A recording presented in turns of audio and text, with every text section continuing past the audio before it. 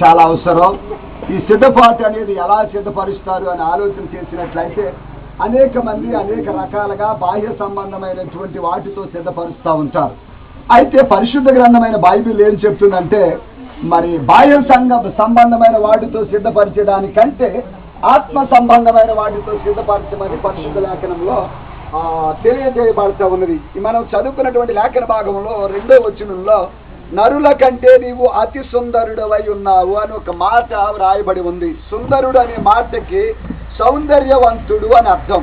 అయితే పరిశుద్ధ గ్రంథమైన బైబిల్లో ఉన్న అర్థం ఏంటంటే పరిశుద్ధుడు అని అర్థం, పవిత్రుడు అని అర్థం. ఈ పరిశుద్ధత పవిత్రత ఎలా వస్తుంది అని ఆలోచన చేసినట్లయితే పరిశుద్ధుడైన క్రీస్తు ద్వారా పవిత్ర ద్వారా వస్తూ ఉంటాయి. భూమి మీద పుట్టిన ప్రతి మనిషి కూడా పవిత్రుడు కానే కాదు, కానీ ప్రభు మాటను బట్టి పరిశుద్ధులుగా.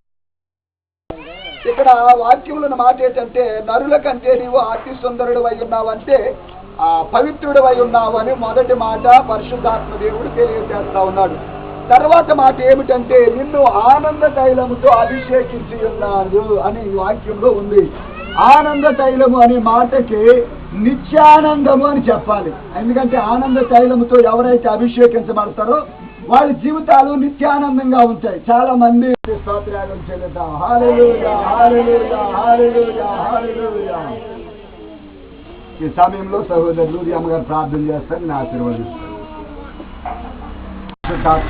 సహవాసం ఇక్కడ కూడిన మనందరికీ, మరి ముఖ్యంగా పెళ్లి కుమారుడిగా సిద్ధపరచబడిన యవన బిడ్డ షాలేం రాజు గారికి వారి కుటుంబానికి సదాకాలం తోడుగాడు నడిపించును గాక. ఆమేన్, ఆమేన్, ఆమేన్.